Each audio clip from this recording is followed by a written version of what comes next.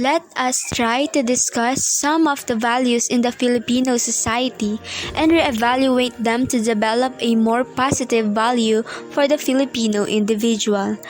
Utang na loob is one of the common phrase we hear.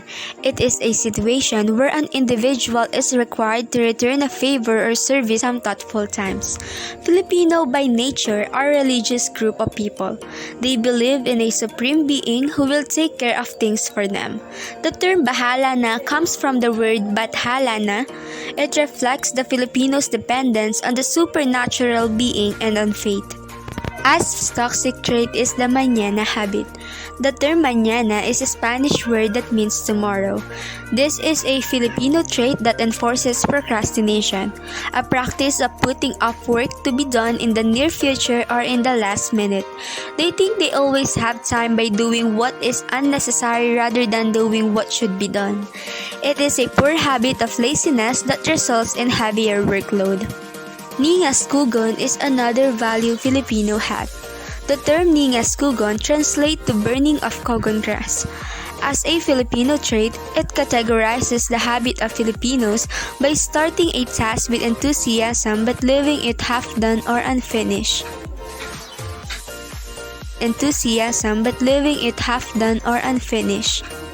Another value Filipino have is the amor propio. It is another Spanish term that means a sense of self-esteem or self-respect that prevents a person from swallowing his pride. It also means ego defensiveness or maintaining one's dignity and personal pride. For example, a Filipino may hesitate to collect a long overdue debt by face-to-face because it may place a person's amor propio at risk. Bayanihan is a very common thing we see every day. Bayanihan is described as the core essence of Filipino culture. It is helping out one's neighbor as a community and doing a task together, thus lessening the workload and making the job easier. It is also called the community spirit. It might often be categorized as the group of individuals carrying a bahay kubo to move it in another place.